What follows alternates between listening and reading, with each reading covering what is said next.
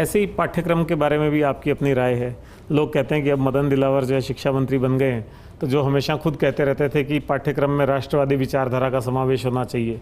आपने एक ज़माने में एक विवादित बयान दिया था या चर्चित बयान दिया था कि अकबर जो है वो एक आक्रांता था, बलात्कारी था। तो ऐसे चीज़ों को हटा करके राष्ट्रवादी विचारधारा का पाठ्यक्रम में सामग्री सम्मिलित होगी, इस बारे में भी आप कुछ कर रहे हो? इस देश का बच्चा बच्चा चाहता है और बच्चे बच्चे का माँ बाप भी चाहता है कि मेरे बेटे के मन में, व्यवहार में या स्वभाव में देशभक्ति के अंकुर फूटे।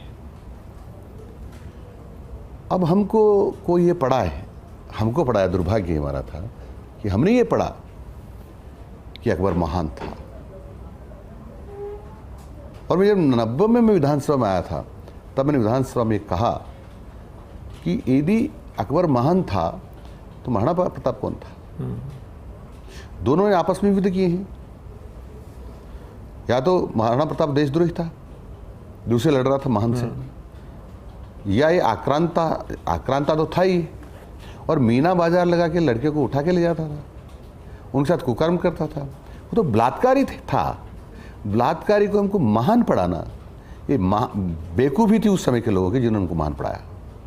इसलिए हमारे लोगों में हीन भावना पैदा करने के लिए कि इनके पूर्वज कमज़ोर थे, ये हमारे बच्चों में बिठाना चाहते हैं, कतई बर्दाश्त नहीं किया जा सकता। नहीं तो कुछ चेंजेस ला रहे हैं आप पाठ्यक्रम में? क्योंकि अकबर महान अब है नहीं